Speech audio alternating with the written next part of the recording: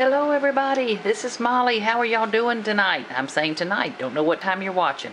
But anyway, I wanted to share with you just a quick little 12 by 12 scrapbook layout I did. I don't know if y'all remember, but I did a video on some Tussy Mussies is what I'm calling them that I did for I Triple Dog Dare Ya.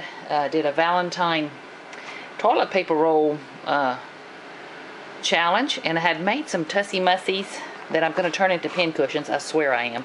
Anyway, so I'd made this one with the brown, you know, some scraps of paper and things that I had.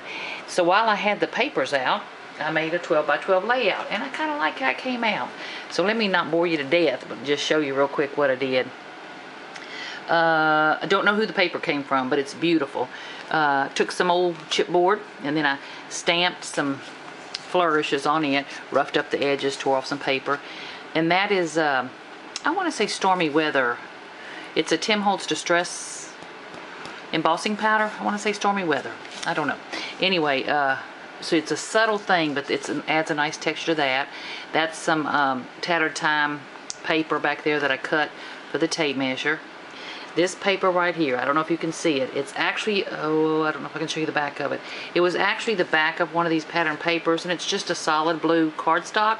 But of course I squirted it down with a couple of colors of Lindy's Stamp Gang, and then retore it so it gave, you know, you can see the blue showing there, and then the pretty shiny, there's just a hint of it on that side, layering there, and then of course some lace that I dyed with Lindy's, and then a piece of crocheted lace that I had, don't know where I got it, but it was in my stash.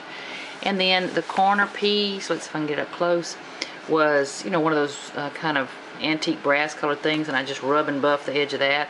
And I don't know if the camera will pick that up, but I actually rubbed rub and buff, gold rub and buff on the corners of the paper, which added a nice little dimension.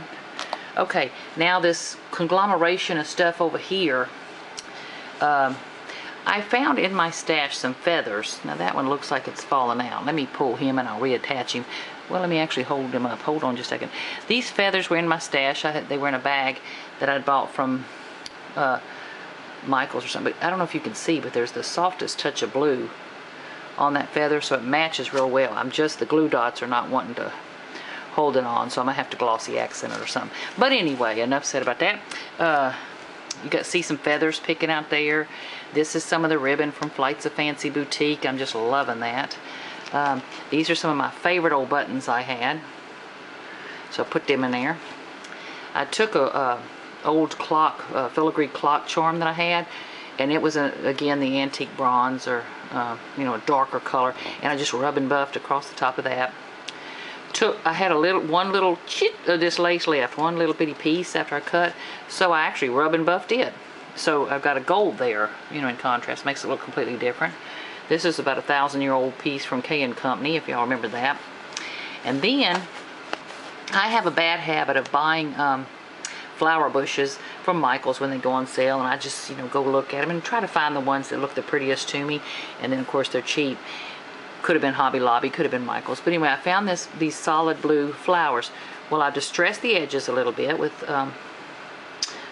I think walnut stain, just softly on the edges. And then this was some of that ribbon trim from Flights of Fancy. You know, it was a little narrow ribbon. I don't have much left. Well, I cut out the flowers to make the flower centers. And then you can see I used some of the velvet leaves that I got from Flights of Fancy. And then over on this side I have another little feather, if you can see that. What's up here? Oh, this was a pretty piece. Can you see that? A pretty piece of the embroidered trim, and of course I'm just cutting every little piece of it apart. This you might recognize. I think it was Making Memories. I don't know. It could be Prima. I bet it's an old Prima flower. Again, I just kind of rub and buff the edges of it. It was a darkish gray color. It went so pretty. But I kind of rub and buffed. Now, do y'all see what's over there? Look at I can't even lay my paper down.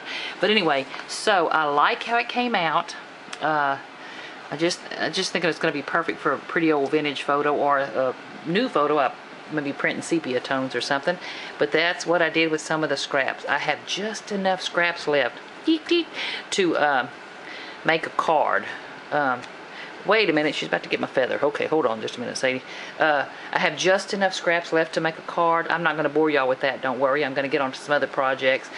Probably, I'm thinking about the next mini album I'm going to make and all. But I just want to take a minute, say hello. Hope y'all are enjoying crafting, and let me get back to work here. Okay, y'all have fun. Bye-bye.